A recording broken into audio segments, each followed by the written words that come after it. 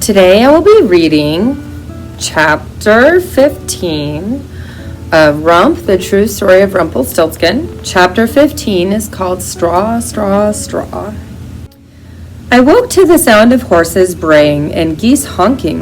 When I opened my eyes, I found I was in a dangerous position. A horse's rear end loomed right above my head. People shouted back and forth, opening stalls, grabbing buckets and ropes.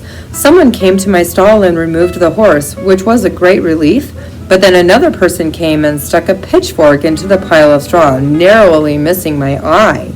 I squeaked and quickly covered my mouth. The servant muttered something about rats and left.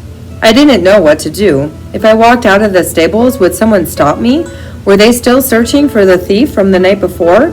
I decided that it would be better for me to stay still until things were quiet, maybe until dark even, and then I could go home. I waited. I counted bits of straw. I guessed how much gold it could all make. I wished for food.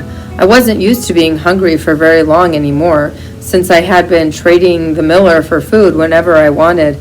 I was so hungry I sucked on bits of straw, and then I was dying of thirst. My mouth was hot and woolly, so I drank from the horse's trough again. It's difficult to tell how much time is really passing when you're hungry and bored. They say that a minute is a minute, no matter where you are or what you're doing, but my brain could never grasp that. I think time is a trickster. When I have a lot to do, time shrinks, but when I want something over with, it stretches and yawns and laughs at my torture. Sometimes the minutes hold hours inside of them. This is one of those times. I fidgeted and worried. I wondered what had happened to Opal. Had the king come for the gold? Would Opal go home then? Finally, the setting sun, reddish-orange, was filtering through the stable. The stable was loud and busy again, with servants unsaddling horses, feeding and brushing them. They all chattered idle gossip loudly. I was bored by what seemed so interesting to them.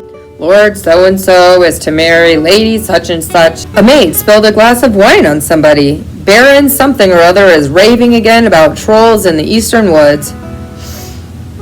Come, help me with the straw. The king wants it all in the west tower. A pitchfork plunged into my pile of straw. What for? We just put new straw in the beds. Don't know. He wanted a pile of it in there last night, and now he wants all the straw from the stables up in the west tower, every last bit. Their pitchforks jabbed into the straw, one after the other, and I had to shift and twitch so I wouldn't be stabbed. Is the king weaving baskets? The servants laughed. They filled a cart full of straw and left. Luckily, they didn't notice my head sticking above the rest of the pile. I hid behind some large pails until it was dark and quiet. I was shaking. I couldn't go home. Not now that I knew Opal was still in trouble. Oh, I almost wished I hadn't overheard them talking. But why was I surprised? Why hadn't I thought of this? Last night was merely a test. Of course King Barf would order more straw, all the straw he had, and make Opal spin him more gold. But even then, would he be satisfied? Would he even stop demanding more? I didn't want to answer these questions about the future. I had to think about now. Opal was still in trouble, and it was more my fault than ever. I couldn't just leave her. It was back up the tower for me. When I plopped through the window this time, Opal seemed expectant. Oh, I knew you would come, Robert. Robert? It's Rump, I said. Oh, never mind that. I know Frederick and Bruno call you silly names, but I won't. I shall call you Robert, a proper name. She smiled as if that were the kindest thing in the world, but I couldn't smile back. I was gazing open-mouthed at all the straw. There was three times as much straw as before, all piled along the walls and halfway up to the ceiling. Troll's breath, I muttered. Oh, it's not so bad, is it? Said Opal. You can spin this in a wink. You're so clever. I felt ill and must have looked it. Opal's eyes brimmed with tears and her chin quivered as she spoke. You must! The king says if every last straw isn't gold by morning, I'm going to die. They're going to kill me.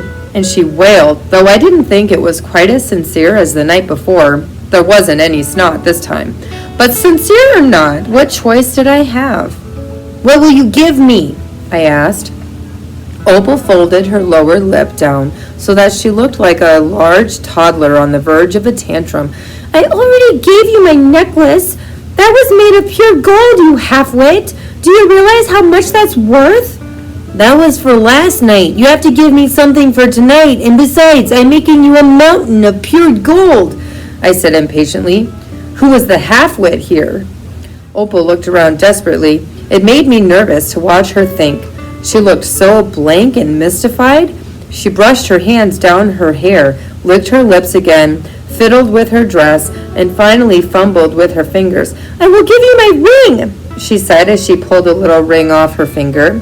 It was not gold or silver, probably just cheap tin, but it had a small stone in the middle, shiny white with swirls of purple and blue.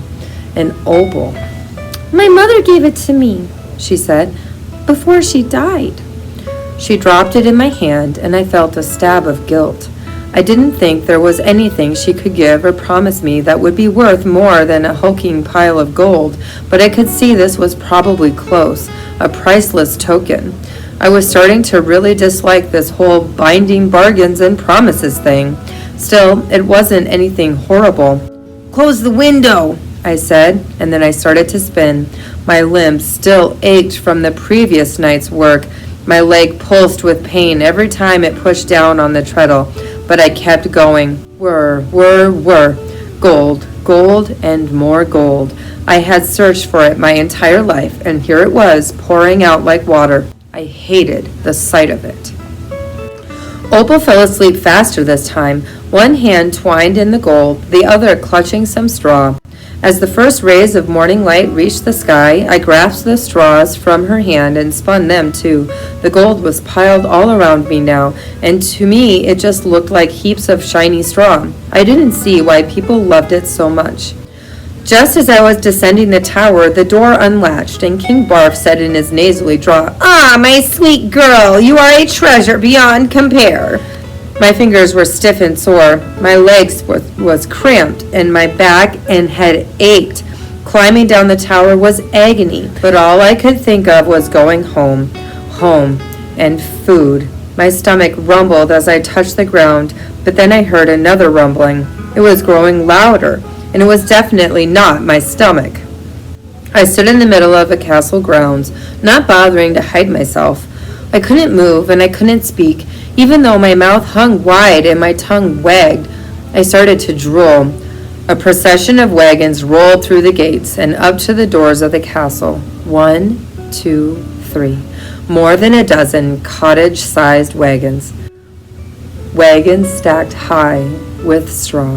This was my destiny, to spin gold at the whims of a greedy king for the rest of my life. I sat against a tree and watched as the servants unloaded the straw, bundled it up, and hauled it inside. With each bundle they carried in, I felt weight pressing down on me, heavy as gold. I had a hard time breathing, and I realized what should have been obvious to me from the beginning. I thought that when you found your destiny, you were supposed to be happy about it. But maybe I was wrong. Maybe it was something you just had to accept, succumb to. Hadn't I seen the villagers on the mountain succumb to their fates all my life? They accepted it because they had always known their name and their destiny that came along with it. And they knew those things couldn't be changed. Maybe I just needed to accept what was in front of me. I felt very heavy and sleepy. There was so much spinning to do. I should go right back to Opal now, but I needed to close my eyes just for a little bit. I moved in the direction of the stables, but someone stopped me. "Oh there, boy! Where are you going?" "To the stables," I said sleepily. I didn't care what he thought. "Not now, lad! We've got work to do!" And he dropped a bundle of straw at my feet. "Take it inside and follow the rest." I looked up and saw a procession of people carrying straw on their backs into the castle. With a deep breath, I swung the straw onto my back. My knees buckled under the weight. I followed the line into the castle, up some stairs, and into a chamber. We must have been in a different tower because this room was 3 times the size of the last. The straw was piling up in the corners and crawling up the walls, covering the tapestries, the paintings, and the windows. this would never stop. As long as there was straw in the kingdom, King Barf would want it spun into gold. I fell helplessly into the straw and buried myself under it. No one noticed me as the workers piled straw higher and higher until it covered the windows and all the light was shut out. That's the end of the chapter. My goodness, Rump has got himself caught in a seriously difficult situation. What do you think is going to happen? I would love to hear your theories and predictions about how this book will keep going on. Let's turn and talk about it.